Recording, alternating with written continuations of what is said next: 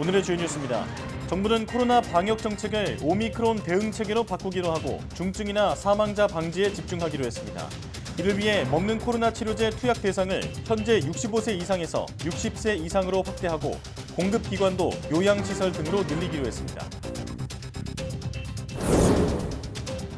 정부는 또 신속 항원 검사 방식을 선별 진료소에도 도입하고 기존의 PCR 검사는 고위험군만을 대상으로 해 검사 속도를 높이기로 했습니다.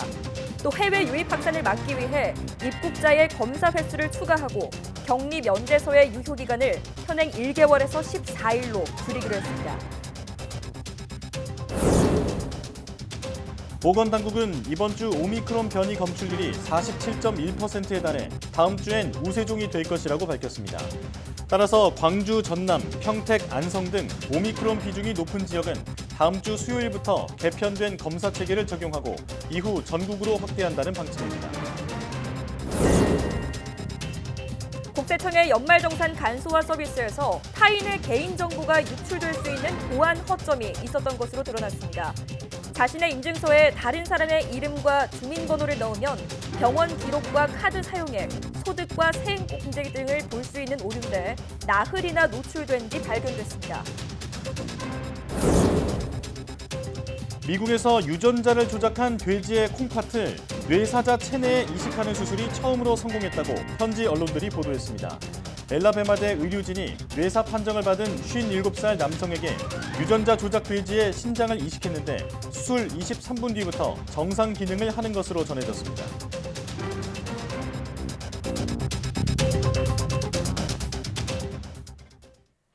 여러분 안녕하십니까? 사이언스 투데이 시작합니다. 오미크론 변이 확산세에 정부는 다음 주 수요일쯤 하루 평균 7,000명대 확진자가 나올 것으로 내다봤습니다. 하루 평균 확진자 7,000명 선은 정부가 오미크론 대응체계 전환 시점으로 삼고 있는 기준입니다. 중앙재난안전대책본부는 21일 확진자가 6,000명 후반대를 기록한 데다 이번 주 오미크론 변이 검출률이 47.1%에 달해 다음 주 우세종화가 예상된다고 밝혔습니다.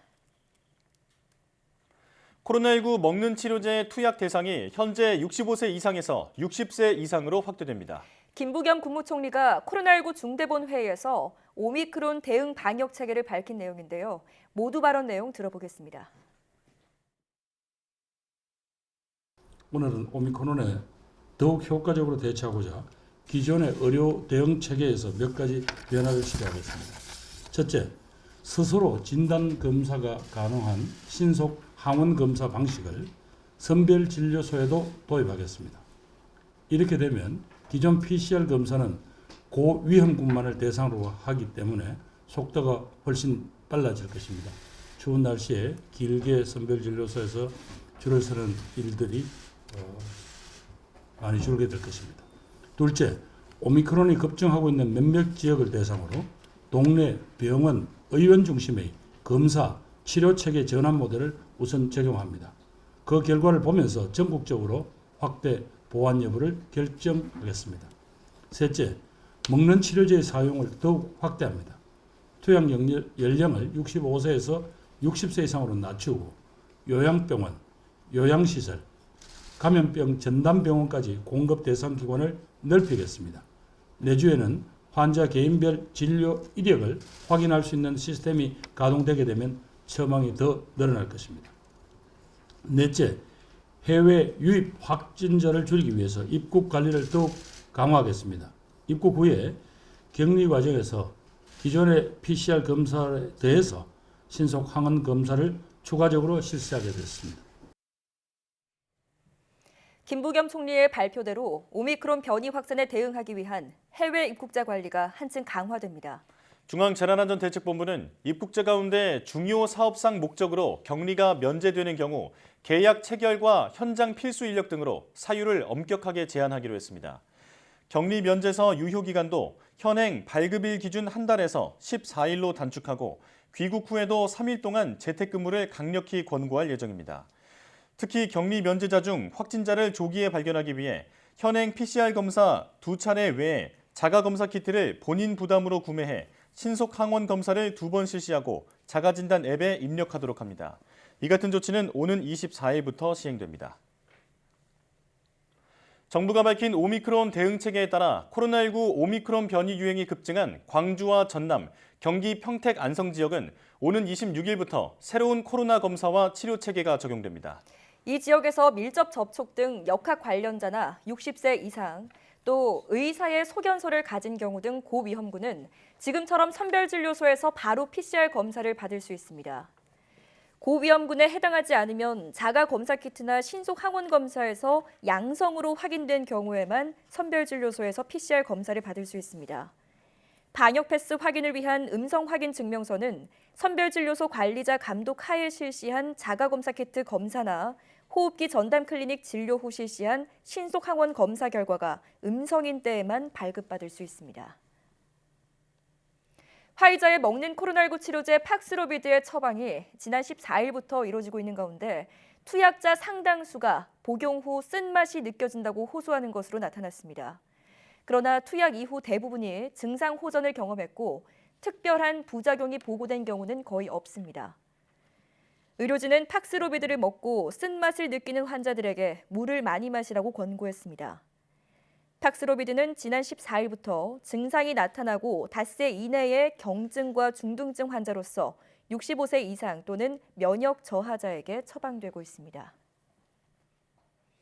미국에서 오미크론 변이로 코로나19가 급속하게 퍼지면서 최근 한 달 새 나온 확진자가 누적 확진자의 4분의 1이 넘은 것으로 나타났습니다. CNN 방송은 현지 시간 20일 미 존스홉킨스 대학의 데이터를 분석한 결과 이날까지 집계된 미국의 코로나19 누적 확진자 6,925만 7천여 명 가운데 4분의 1이 넘는 1,800만 명이 최근 한 달간 발생했다고 보도했습니다. 미 질병통제예방센터에 따르면 12월 19일에서 25일 오미크론 확진자는 전체 코로나19 확진자의 약 74%를 차지했습니다. 다만 일부 대도시와 오미크론이 처음 상륙한 지역인 북동부에서는 오미크론 확산이 이미 정점을 지나쳤다는 진단도 나오고 있습니다. 미국에서는 오미크론 확산으로 감염자가 속출하면서 최근 2주 동안 결근자가 880만 명에 이를 정도로 산업마다 인력 부족 현상이 심화하고 있습니다. 항공업계에 이어 의료업계가 대책 마련을 호소했는데 이제는 학교까지 번져서 주방위군과 공무원, 또 은퇴 교사들까지 투입되고 있습니다. 워싱턴 강태욱 특파원의 보도입니다. 미국 오리건주 댈러스에 있는 한 병원입니다. 인력 부족을 겪고 있는 이곳에 주 방위군이 파견됐습니다. 본격적인 업무에 투입되기 전 병원 측으로부터 교육이 이뤄지고 있습니다. Not only are we seeing higher volumes, we're also having some issues with staffing. So those are all reasons why having you guys here with us is so incredibly important, and we thank you so much. 오리건주에서만 40개 병원에 1,200명의 방위군이 파견될 예정입니다. 뉴욕과 뉴저지 등 오미크론이 정점에 이른 뒤 입원 환자가 늘고 있는 주에서는 이렇듯 방위군 투입으로 인력 부족을 메우고 있는 실정입니다. 감염 확산으로 인력 부족이 문제가 되는 것은 학교도 마찬가지입니다. 바이든 정부는 대면 수업을 포기하지 않겠다고 했지만 당장에 확진되는 교사가 늘고 있기 때문입니다. 뉴멕시코주는 주 방위군과 공무원들을 활용해 교사들의 빈자리를 채우기로 했습니다.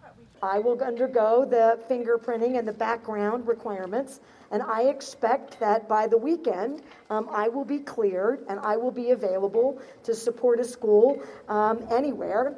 오클라호마주는 주 정부기관 직원이 대체 교사로 일할 수 있는 행정명령을 내렸고 캘리포니아주는 대체 교사 선발 요건을 완화했습니다. 바이든 정부는 아직 95% 이상의 학교가 문을 열고 있다며 대면 수업을 독려하고 있습니다. 감염 확산으로 교사가 부족한 학교가 더 늘 수밖에 없는 만큼 이 같은 임시 조처는 당분간 확산이 불가피해 보입니다. 워싱턴에서 YTN 강태욱입니다. 영국이 코로나 관련 방역 규제 해제 방침을 밝힌 데 이어 프랑스도 다음 달부터 점진적으로 방역 규제를 완화하겠다고 밝혔습니다.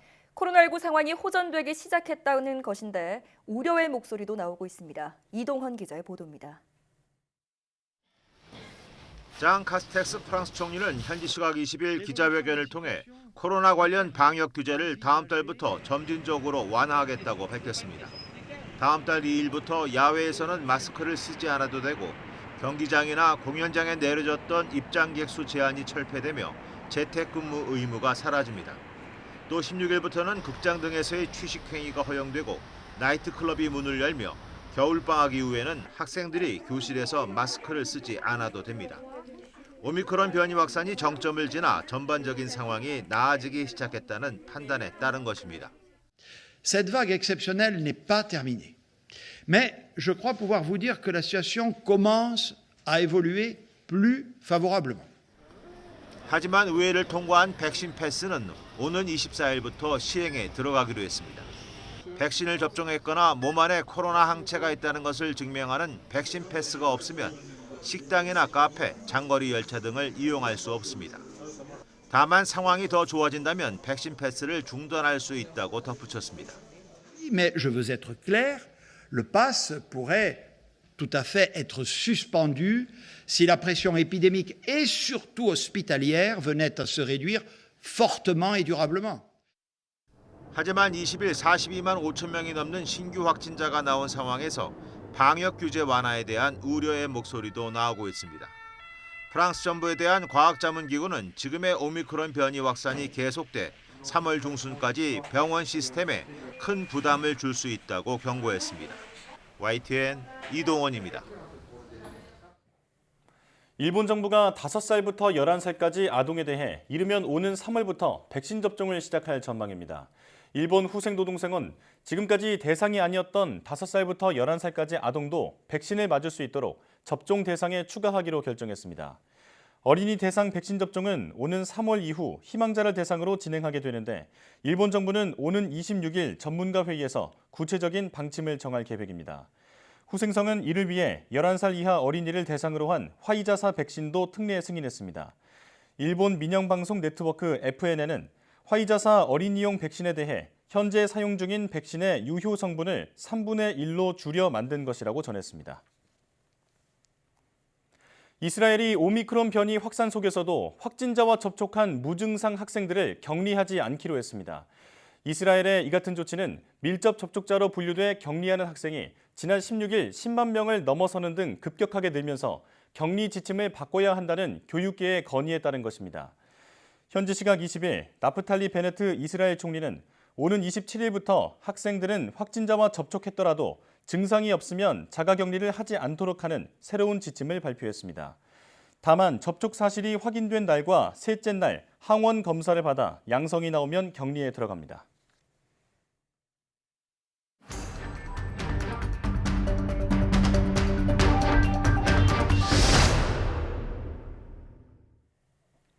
코로나19 신규 확진자가 또다시 7천 명 선에 다가섰습니다. 정부는 오미크론 변이 확산에 효과적으로 대응하기 위해 먹는 치료제 투약 대상을 현재 65세 이상에서 60세 이상으로 확대하고 신속 항원 검사를 선별 진료소에 도입하기로 했습니다. 자세한 내용 코로나19 브리핑에서 알아보겠습니다. 엄중식 가천대 길병원 감염내과 교수 나와 계십니다. 어서 오십시오. 네, 안녕하십니까. 자, 7천 명은 안 넘었지만 신규 확진자가 하루 만에 160여 명 늘면서 6천 명대 후반을 기록했습니다. 이게 일주일 전과 비교하면 3천 명 넘게 늘어난 건데요. 국내 오미크론 확산 속도 어떻게 보고 계십니까? 네, 굉장히 빠르게 지금 진행이 되고 있는 상황이고요. 미국의 경우에는 이제 첫 번째 오미크론 확진자가 발견이 되고 나서 네. 우세종으로 변하는데 5주 걸렸습니다. 아, 네. 우리나라도 오미크론 확진자가 이제 유입된 사실을 확인한 후부터 방역을 강화를 하고 전파를 차단하기 위한 노력을 하고 있지만 네. 지금 전체적으로 보면은 몇몇 도시나 광역 지자체에서는 확진자의 90% 이상이 이미 오미크론으로 변화된 완전히 우세종으로 진행되는 그런 상황을 보이고 있고 예. 이거는 그 많은 전문가들이 예상한 것과는 다르게 한 2주 정도 더 속도가 빠르게 진행이 되고 있는 상황입니다. 네. 애초에는 이 설 연휴 동안에 그 많은 사람들이 이동하기 때문에 이 과정에서 전국적으로 퍼져나갈 것이라고 예상을 했는데 지금 그거보다 훨씬 더 빠르게 진행이 되고 있고 실제 이 설 전부터도 완전히 우세종으로 변화할 가능성이 아주 높다고 보고 있습니다. 예. 자, 말씀하신 것처럼 지금 속도도 사실 심각한 문제지만 최근 코로나19 검사의 양성률 이것도 지금 급증하고 있습니다. 서울의 경우 21일 기준으로 양성률이 2%를 기록을 했는데요. 최근 보름간의 평균치를 훨씬 웃도는 수준입니다. 이렇게 양성률이 높아진다는 것은 숨은 감염자가 늘고 있다라고 해석을 해도 될까요? 네, 맞습니다. 숨은 감염자도 늘고 있는 거고 우리가 흔히 말하는 N차 전파, 네. 그러니까 많은 사람들에게 전파가 빠르게 지금 진행이 되고 있다라는 건데요. 실제로 일부 지역에서는 확진자 한 명이 발견된 뒤에 아주 짧은 시간 동안에 11차 전파까지 된 사례를 볼 수가 있거든요. 네. 그만큼 지역사회 전파가 아주 광범위하고 빠르게 진행되고 있다는 것을 의미하고 있고, 앞으로도 이 양성률은 검사의 그 전체 그 건수와 비례해서 또 다른 변화가 있을 수 있습니다. 좀 더 양성률이 많이 올라갈 수도 있다, 이렇게 예측을 하고 있습니다. 예. 자, 말 그대로 하루 확진자 7,000명이 코앞에 다가온 상황인데요. 정부가 앞서 그 7,000명을 넘으면 이 오미크론 대응 단계로 전환하겠다고 밝힌 바 있습니다. 자, 정부의 7,000명 대응 기준에 대해서는 어떻게 보십니까? 그러니까 우리가 이전에 델타 변이 바이러스로 인한 4차 유행 이후에 7,000명까지 확진자가 발생을 했을 때 이 대응이 상당히 어려움을 느꼈거든요. 예. 그래서 오미크론에 대해서도 이제 같은 비슷한 수준의 확진자 기준을 적용한 건데, 조금 우려가 되는 것은 외국의 사례들을 보더라도 오미크론이 일정한 숫자 이상으로 증가하기 시작하면 그 이후의 증가는 이렇게 비례해서 증가하는 게 아니라 네. 흔히 말하는 지수 상승이라고 해서 아주 폭발적으로 감염이 발생을 하고 네. 있거든요. 그래서 정부가 세우는 기준보다도 먼저 선제적으로 이 대응 체계를 바꿔놓을 필요도 있다고 보고 있고요. 네. 그런 그 기간이 짧게는 일주일 이내에 그런 변화가 올 수도 있다고 보고 있기 때문에 예. 조금 이 준비에 박차를 가할 필요가 있다고 생각을 합니다. 네. 우세종화를 코앞에 두고 있기 때문에 선제적인 대응이 필요하다 이렇게 말씀을 하셨는데요. 자, 정부가 오미크론 의료체계 대응 계획을 내놓으면서 먹는 코로나19 치료제의 투약 대상을 확대했습니다. 기존 65세 이상에서 60세 이상으로 이제 확대를 한 건데, 그동안 먹는 치료제의 투약이 미미했다는 지적이 있었습니다. 근데 이렇게 되면 치료제 사용이 좀 더 효율적으로 이루어질까요? 네, 아무래도 그 경구 항바이러스제 팍스로비드를 도입을 할 때 도입량이 초기에 부족할 것이라고 예상을 했기 때문에 네. 투여 대상을 좀 좁혀놨습니다. 그래서 애초에는 70세 이상 대상으로 투여를 할 것인지를 검토를 했고, 그 과정에서 65세까지 연령을 늘려놓은 상황인데요. 지금 이제 실제 투여를 해보니까 투여 대상이 생각보다는 좀 적고 최근의 유행 양상을 보면은 도입 물량이 아주 부족할 것으로 보여지진 않습니다. 그래서 좀 더 고위험군 중에 투여 대상이 될 만한 60세까지 내려놓은 거고, 이 부분은 뭐 상당히 좋은 선택이었다고 보는데, 예. 처방 경험이 쌓이게 되고 또 오미크론에 의한 확진자가 더 많이 늘어나는 그런 상황이 된다면 처방 대상이 단기간에 또 급속도로 늘어날 가능성이 있기 네. 때문에 이런 경우는 다음 도입 물량이 올 때까지 다시 투여 대상을 좀 조절할 가능성도 있다, 이렇게 보고 있습니다. 예. 현재 상황에서는 다행히도 걱정했던 것보다는 물량에 조금 여유가 있는 상황이다. 네, 이렇게 정리할 수 있겠는데요. 자, 또 하나 달라지는 점이 그 오미크론이 급증하고 있는 지역의 경우에서는 동네 병의원도 코로나19를 진료할 수 있게 바뀝니다. 이게 환자 관리에 얼마나 도움이 될까요? 실제로 오미크론에 의한 본격적인 유행이 되면은 우리가 지금까지 경험했던 거는 완전히 다른 확진자 수를 경험할 수가 있게 됩니다. 네. 결국 하루에 2, 3만 명 이상 확진자가 나올 수가 있게 되는데, 이렇게 되면은 기존의 선별진료소나 아니면 뭐 안심병원 같은 곳을 통해서 확진받기가 상당히 어려운 상황이 되고 네. 접근성이 떨어지는 그런 문제들이 있기 때문에 1차 의료기관인 동네 의원들이 참여하는 것은 굉장히 바람직하다고 생각을 합니다. 네. 문제는 이런 동네 의원들이 이제 호흡기 안심 클리닉이라는 이름으로 이제 운영이 될 가능성이 높은데, 예. 이런 경우 기존의 환자와 그리고 코로나19가 의심되는 환자들을 얼마나 안전하게 분리해서 진료를 할 수 있고, 또 의료진들이 안전하게 진료를 계속적으로 유지할 수 있는 그런 환경을 갖추느냐, 이런 것들이 상당히 중요한 문제가 될 것 같습니다. 이 문제들도 먼저 이 시작을 함으로 인해서 그 과정에서 시행착오나 아니면 보완점을 빨리 발견을 해서 다음 그 시행 지역에서는 그런 문제들이 생기지 않도록 빠른 조치가 필요할 것 같습니다. 네. 자, 정부가 그리고 또 해외 유입 확산을 막기 위해서 몇 가지 조치들을 내놨습니다. 검사 횟수를 늘리는 등의 조치를 내놨는데요. 엄 교수님께서 보시기에 국내 오미크론 확산을 막기 위해서 가장 중요한 건 어떤 거라고 보십니까? 사실 이미 그 유입이 곳곳에서 많이 됐기 때문에 해외 유입을 막아서 통제하기는 이미 늦은 상황이라고 생각을 하고 있고 결국은 그 지역사회에서의 유행을 얼마나 차단하느냐가 문제가 되겠는데 이 지역사회에서 유행을 차단하는 방법은 가장 확실한 것이 역시 거리두기를 강화하는 겁니다. 현재 거리두기의 지침이라도 잘 지키는 것이 무엇보다도 필요하겠고요.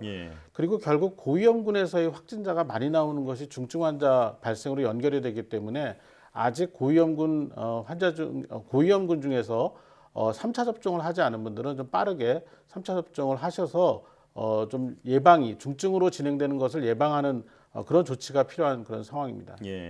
백신 접종과 거리두기 강화에 대해서 강조를 해주셨는데 자 이제 큰 고비가 다가오고 있습니다. 바로 민족 대명절인 설 연휴를 앞두고 있는데요.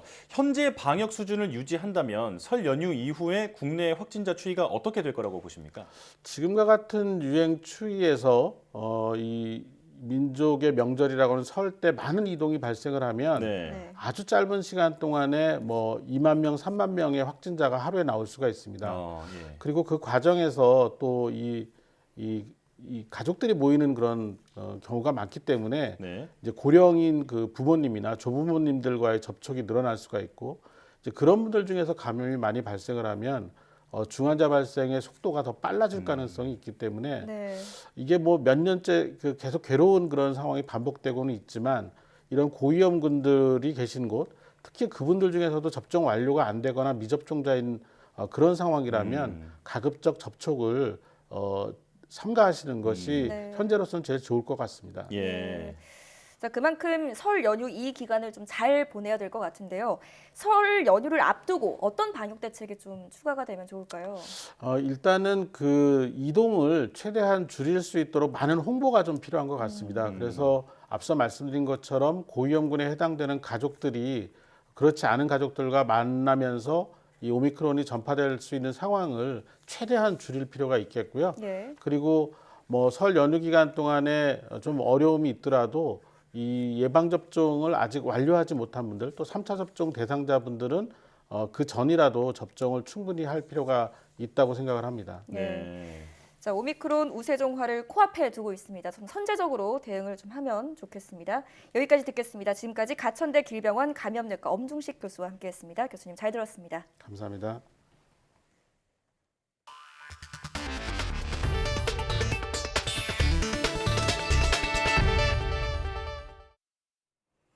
국세청의 연말정산 간소화 서비스에서 타인의 개인정보를 볼 수 있는 오류가 발견돼 국세청이 유출 여부를 확인하고 있습니다. 국세청은 홈택스에서 타인의 정보를 볼 수 있는 오류를 발견하고 긴급 수정했다고 밝혔습니다. 이번 오류는 자신의 인증서를 이용해 다른 사람의 이름과 주민등록번호를 입력하면 타인의 병원 방문 기록과 신용카드 사용액 등의 소득과 세액 공제 정보를 볼 수 있었습니다.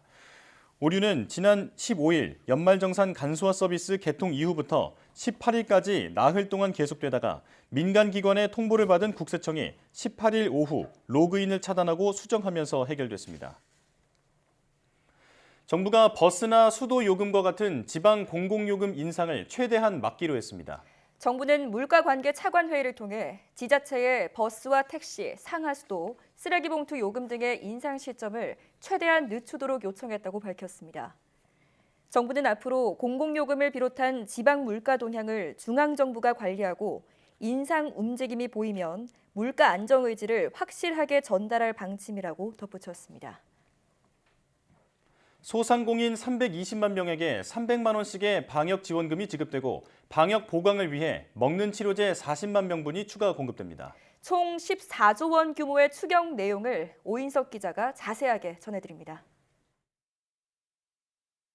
1월 원포인트 추경은 소상공인 지원에 11조 5천억, 방역 보강에 1조 5천억이 투입됩니다.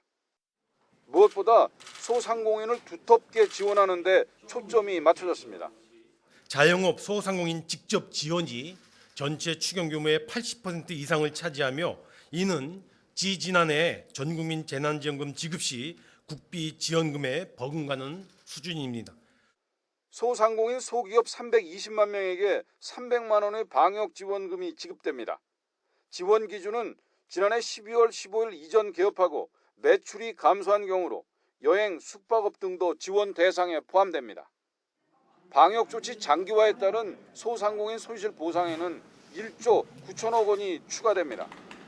지난해 10월 이후 집합금지와 영업시간 제한 조치로 매출이 감소한 소상공인 소기업 90만 개가 지원 대상으로 피해 규모에 비례해 차등 지급됩니다. 오미크론 변이 확산 등에 대응한 방역 보강에는 1조 5천억이 투입됩니다.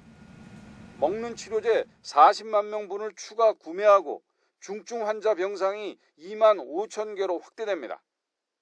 추경 재원은 적자 국채 11조 3천억 원을 발행하고 기금 여유자금 2조 7천억이 활용됩니다. 국채 발행으로 나랏빚은 1,075조 원을 넘어서고 올해 나라 살림 적자는 70조 원 가까이 증가합니다. 추경 규모는 소상공인 지원 소요, 통화 물가 등 거시 측면, 그리고 초과세수 등 재정 여건, 국채시장 여건 등 여러 관련 상황과 변수들을 종합 고려하여 판단하였습니다. 정부는 추경안을 최대한 빨리 확정해 줄 것을 국회에 요청했습니다. 다음 달 10일쯤 국회 처리가 종료되면 중순부터는 소상공인 방역 지원금 집행이 시작될 수 있을 것으로 예상됩니다.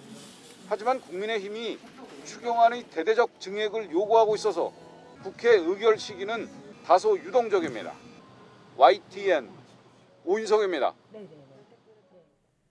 서울시설공단은 이달 27일 중대재해처벌법 시행을 앞두고 대비에 총력을 기울이고 있다고 밝혔습니다. 공단이 관리하는 전용도로와 경기장 등 24개 사업장에서 과거에 발생했거나 향후 발생할 가능성이 있는 모든 사고와 재난을 분석해 대비책을 마련하고 있습니다. 중대재해 예방 사업에 필요한 예산을 산출하고 우선순위를 정함에 따라 올해는 추락사고 예방, 안전난간 보강 등 78건의 안전 관련 사업에 예산 222억 원을 편성해 투입합니다. 미국에서 유전자를 조작한 돼지의 신장을 뇌사자 체내에 이식하는 수술이 처음으로 성공했다고 뉴욕타임스와 AP통신 등이 현지 시각 20일 보도했습니다. 제이미 로크 박사가 이끄는 엘라베마대 의료진은 미국 이식학회 저널에 실린 논문을 통해 지난 9월 오토바이 사고로 뇌사 판정을 받은 57세 남성 짐 파슨스의 신체에서 신장을 제거하고 대신 유전자 조작 돼지의 신장을 이식했다고 밝혔습니다. 이어 이식 수술 23분 만에 돼지 신장이 소변을 생성하기 시작했고 이후 사흘 동안 정상적으로 기능했다고 설명했습니다. 연구진은 돼지 신장에 대한 인체 거부 반응은 없었으며 수술받은 뇌사자가 돼지 바이러스에 감염되지 않은 것은 물론 혈액에서 돼지 세포가 검출되지도 않았다고 덧붙였습니다.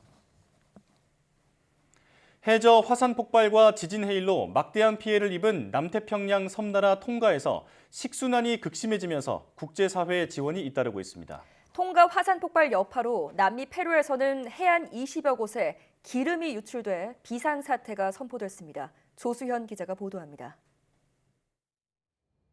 호주 공군기가 통가 항구 도시 누쿠알로파에 착륙합니다. 그동안 활주로가 화산재로 덮였던 현지 공항이 운용을 재개하면서 호주와 뉴질랜드 지원 물자가 가장 먼저 도착했습니다. Remnants of volcanic ash on the runway and in the area around the flight line area, which does complicate our capacity to get to the airfield. However, we successfully landed and delivered the aid as tasked.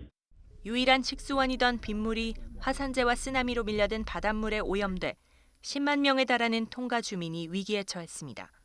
미국 국제개발처는 10만 달러의 긴급 지원금을 승인했고 일본은 100만 달러의 재정 지원과 함께 식수 등 구호품 전달에 나섰습니다. 중국도 항공기로 식수와 식량을 공급할 예정입니다. 국제사회의 지원이 본격화하는 가운데 통신장애로 파악되지 않던 작은 섬들의 피해 상황도 속속 드러나고 있습니다. 망고섬 등 3개 섬은 거의 모든 건물이 무너진 상태입니다. Some 60,000 people have been impacted by the damages to crops, livestock and fisheries. 이런 가운데 통가 화산 폭발 여파로 페루의 태평양 해안에 6,000배럴에 달하는 기름이 유출되면서 생태계 재앙 우려가 커지고 있습니다. 해변 20여 곳에 검은 기름띠가 형성되고 바다새 등 해양 동물의 사체도 발견됐습니다. 페드로 카스티오 페루 대통령은 국가 기후 비상사태를 선포하고 피해 최소화를 위해 정부가 수습을 지휘하겠다고 밝혔습니다. YTN 조수연입니다. 정부의 북핵 수석 대표인 노기덕 외교부 한반도 평화교섭본부장이 북한이 핵실험과 대륙간 탄도미사일 발사 재개 검토를 시사한 것과 관련해 20일 미국, 중국과 연쇄 전화 협의를 갖고 안정적인 정세관리 방안을 논의했습니다. 외교부는 노 본부장이 20일 오후 성김 미국 대북특별대표 그리고 류 샤오밍 중국 정부 한반도 사무특별대표와 각각 전화 협의를 했다고 밝혔습니다. 한미 양측은 최근 한반도 상황에 대한 평가를 공유하고 한반도 문제는 오직 대화와 외교를 통해서만 진전이 가능하다는 공통된 인식 하에 한반도 정세를 안정적으로 관리해 나가기 위한 양국 간 긴밀한 공조를 지속하기로 했습니다.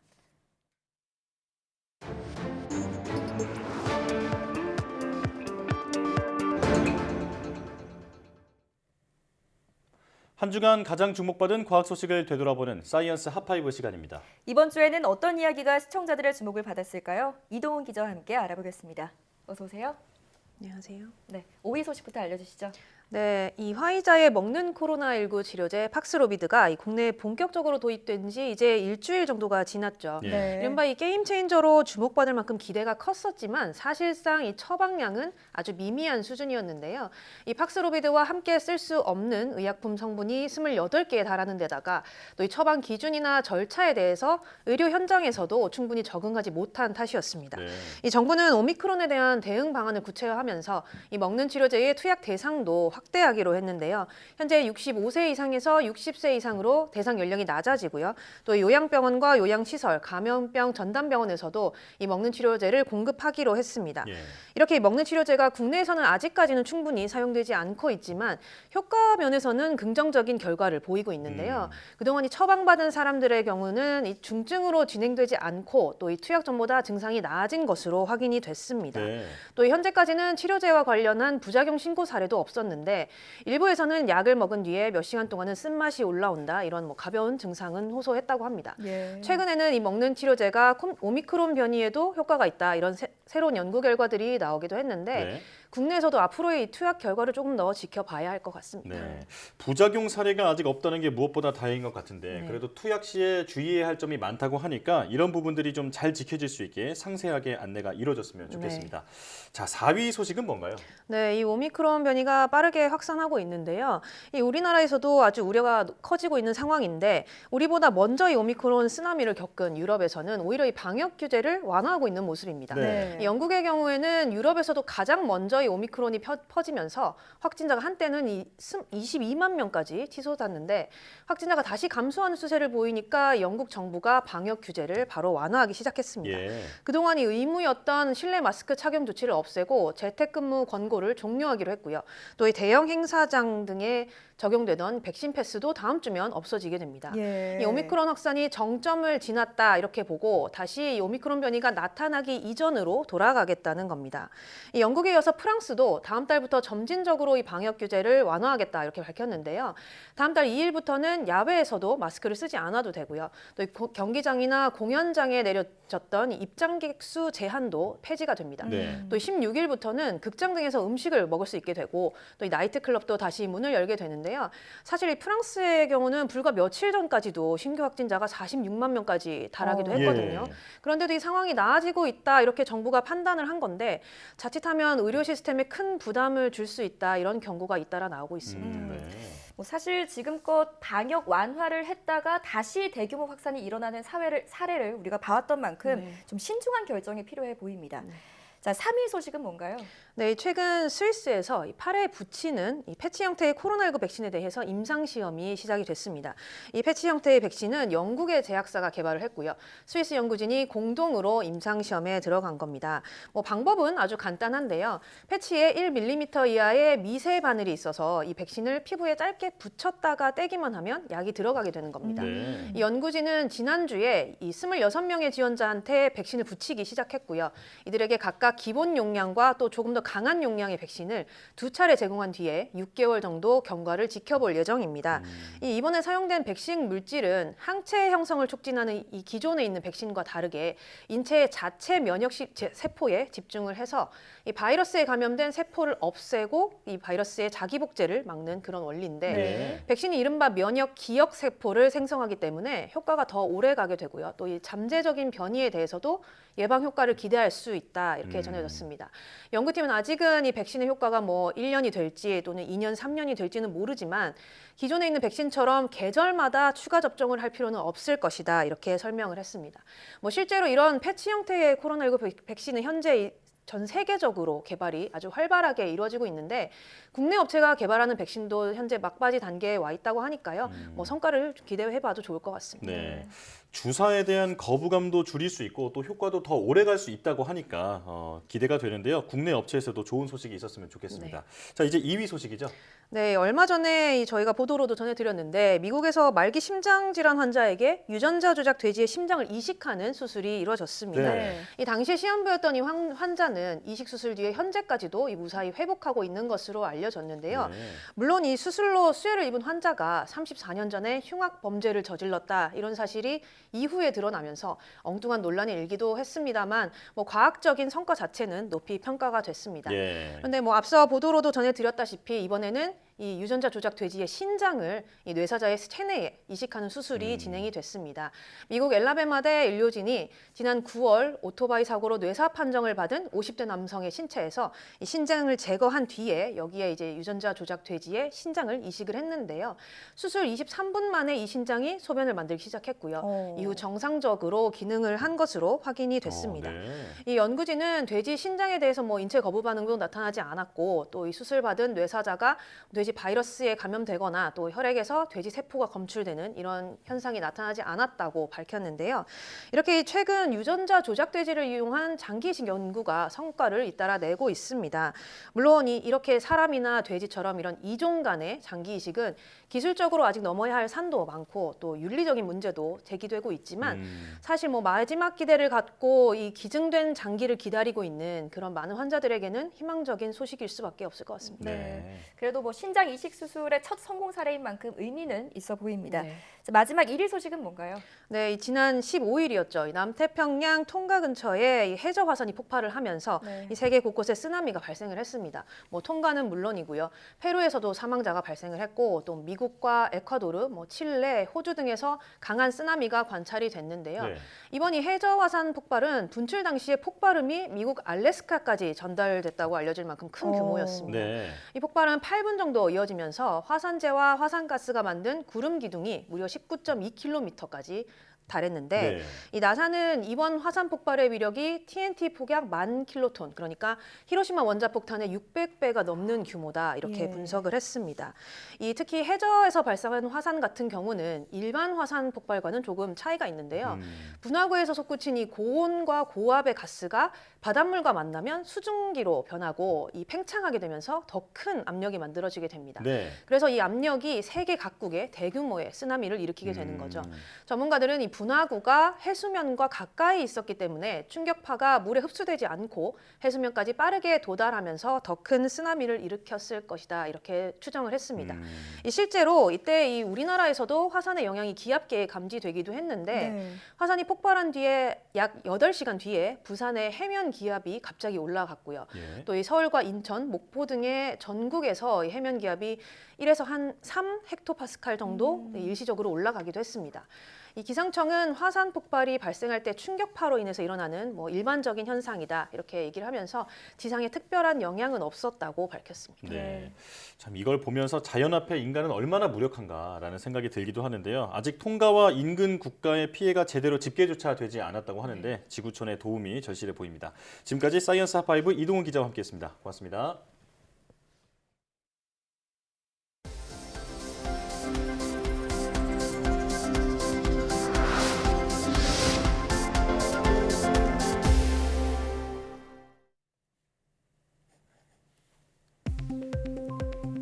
앞으로 한 달에 한 번 배달 앱의 수수료가 공개됩니다. 정부는 21일 물가관계 차관회의를 통해 다음 달부터 소비자원 홈페이지에서 배달 수수료 현황을 공개한다고 밝혔습니다. 이를 통해 배달의 민족이나 요기요 등 배달 앱이 챙기는 수수료를 비교할 수 있고 배달 거리별 수수료나 최소 주문액 등의 주문 방식에 따른 금액 차이도 표시됩니다. 배달 수수료 현황은 일단 서울 등 일부 지역부터 공개하고 성과에 따라 확대할 예정입니다. 기아가 영국의 자동차 전문 매체인 왓카가 주최하는 자동차 시상식에서 첫 전기차 전용 모델인 EV6가 올해의 차로 선정됐다고 밝혔습니다. 이 매체는 EV6에 대해 경쟁사가 따라올 수 없는 충전 속도와 주행 거리로 전기차의 우려를 해소하고 전기차 전용 플랫폼으로 넓고 실용적인 차량 생산이 가능하게 됐다고 평가했습니다. 기아는 이번 수상으로 전동화 전략의 성과가 입증됐다며 오는 2026년까지 11개의 새로운 전기차 모델을 선보일 계획이라고 설명했습니다. 세계 산림계의 올림픽으로 불리는 제15차 세계 산림총회가 오는 5월 2일에서 6일 서울 코엑스에서 열립니다. 유엔 식량농업기구가 주관하는 세계 산림총회는 6년마다 열리는 산림 분야에서 가장 크고 영향력 있는 국제회의로 전 세계 각국 산림 관계자가 모여 지구의 산림, 환경 문제를 논의하고 해결 방안을 모색하는 자리입니다. 산림청은 총회 개최를 100일 앞두고 코로나로 1년 연기된 이번 행사에 세계 100여 개국 정부, 국제기구, 시민단체, 학계, 기업, 관련 전문가와 관계자 등 만여 명이 참석해 역대 최대 규모가 될 것이라고 밝혔습니다. 산림청은 이번 총회에서 평화산림 이니셔티브 등 우리나라가 주도하고 있는 국제협력 프로그램의 참여국을 늘리고 기후와 코로나19 위기를 산림을 통해 극복하는 모델을 제시할 계획입니다.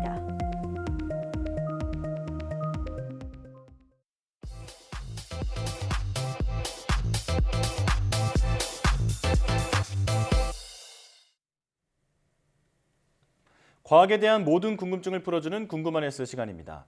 인류의 발전을 이끈 위대한 발견은 보통 과학자들의 노력과 연구를 통해 탄생하는 경우가 많죠. 하지만 전자기학 발전의 기반이 된 정전기는 위험천만한 실험이 바탕이 됐다고 합니다. 정전기 탄생의 비밀, 지금 바로 화면으로 만나보시죠.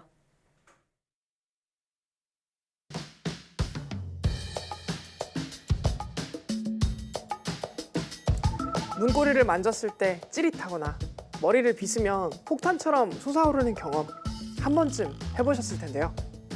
이런 현상을 바로 정전기라고 하죠. 정전기는 언제 처음으로 발견된 걸까요? 인류 최초로 전기를 발견한 사람은 그리스의 철학자 탈레스였습니다. 탈레스는 보석 종류인 호박을 헝겊으로 닦으면 닦을수록 먼지가 달라붙는 이상한 현상을 발견했는데요. 당시 사람들은 마치 호박이 살아서 마법을 부리거나 심지어는 호박 속에 영혼이 깃들어 있어 물질을 잡아당긴다고 생각했습니다. 아쉽게도 당시에는 정전기 현상에 대해 과학적으로 설명하지 못했지만 탈레스는 정전기 현상을 최초로 발견한 인물로 기록되고 있습니다. 최초의 정전기 발생 장치가 탄생된 것은 17세기 독일의 물리학자 오토 폰 게리케로부터였습니다. 유황으로 만든 크고 둥근 굴을 축에 끼워 돌리면서 건조한 손바닥으로 문지르면 구가 전기를 띠게 되는데요. 이 굴을 다른 물체와 접촉하면 물체가 전기를 띠게 되는 것이죠. 이때부터 정전기의 개념이 생겨나기 시작했는데요.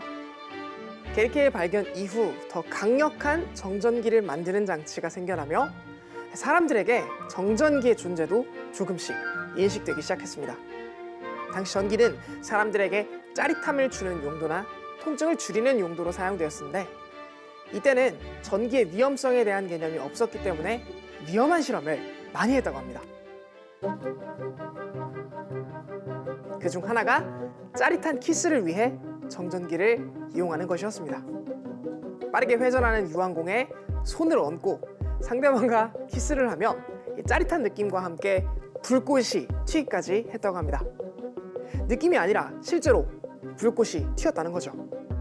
그러나 정전기 발생 장치는 덩치가 큰 기계였기 때문에 기계가 설치된 곳에서만 사용이 가능하다는 불편함이 있었어요. 그래서 전기를 저장해서 들고 다닐 수 있는 방법은 없을까? 라는 고민을 했고 1745년 독일의 물리학자 클라이스트는 전기를 담는 병을 만들었습니다. 병에 물을 담고 코르크로 막은 뒤 물에 닿을 만큼 긴 못을 막에 꽂아 물속에 전기를 흘려 넣은 후 못을 뽑는 방법이었어요. 전기를 더 잘 보관하기 위해 유리병 안팎에 금속을 입히고 못을 뽑으려던 순간 클라이스트는 뒤로 자빠집니다. 전기를 담는데 성공한 것이죠. 같은 시기 네덜란드 라이덴 대학의 미센브루크 교수는 정전기를 축적할 수 있는 유리병을 만들었는데요. 오늘날 그 축전 장치를 라이덴병, 일종의 축전기라고 부릅니다. 거의 같은 시기에 독일의 과학자인 클라이스트와 미센브루크는 독자적으로 라이덴병을 발명한 것이죠. 사람들이 라이덴병으로 여러 가지 실험을 한 결과 병에 바른 금속의 면적이 넓고 유리병의 두께가 얇을수록 더 많은 전기가 저장된다는 것을 깨달았습니다. 나중에는 이 라이덴병에서 저장한 전기로 작은 동물을 감전시켜 죽일 수도 있을 정도였다고 합니다. 라이덴병의 탄생으로 인해 장난의 규모가 점점 더 커지기 시작했습니다. 그중 프랑스 연구자인 놀레는 많은 사람을 한꺼번에 감전시키는 실험을 구상했다고 하는데요. 수도 원장이었었던 그는 200명의 수도사들을 불러모았습니다. 놀레는 200명의 수도사를 손잡고 둘러서게 한 다음 제일 바깥에 2명에게 라이덴병의 양극에 손을 대라고 명령했습니다. 손을 댄 순간 200명이 동시에 감전돼 뒤로 넘어갔고 전기의 위력에 놀라 2번 다시는 하지 않으려고 했다고 합니다. 라이덴병은 대륙을 넘어 미국에도 전해졌습니다. 당시 미국에서 천장에 사람을 매달아 놓고 그 근처에서 라이덴병으로 불꽃을 일으키는 전기 마술쇼가 유행이었는데요. 벤자민 프랭클린은 전기 마술쇼를 본 후 전기에 흥미를 갖게 돼 다양한 실험을 진행했습니다. 비 오는 날 프랭클린은 아들을 데리고 한적한 오두막을 찾았습니다. 연 끝에는 뾰족한 금속 칩을 꽂고 연줄 끝에는 금속 열쇠를 매달았습니다. 번개가 전기라면 열쇠에서 불꽃이 튀는 것을 볼 수 있으리라 생각한 것이죠. 시행착오 끝에 프랭클린은 금속 열쇠에서 불꽃이 튀는 현상을 발견했습니다. 열쇠를 만지면 짜릿한 통증이 느껴졌죠. 이를 통해 번개가 신의 형벌이 아니라 정전기라는 사실을 확인했고 이 실험을 신문에 발표하고 세계적인 명성을 얻었습니다. 이 실험을 통해 탄생된 것이 바로 오늘날의 피레침입니다. 벼락이 떨어지기 쉬운 건물의 꼭대기에 금속 첨탑을 세워 번개의 전하를 흡수해 피해를 막는 것이죠. 현재 피레침은 대부분 건물 옥상에 설치되어 있습니다.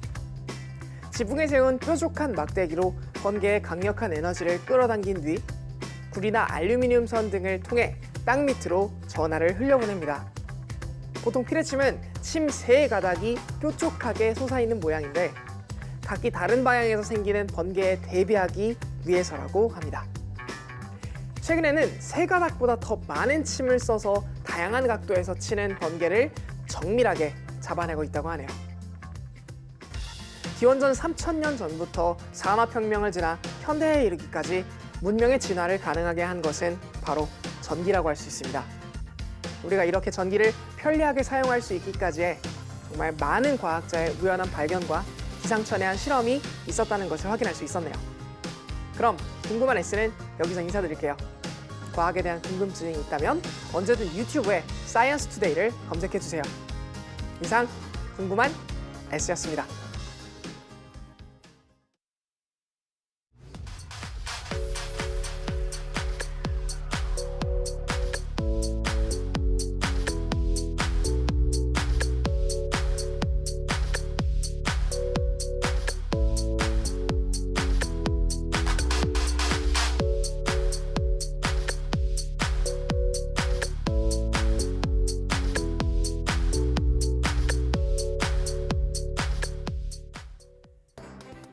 정부가 오미크론 변이 우세 지역에 새로 마련한 검사 방식과 치료 체계를 우선 적용합니다.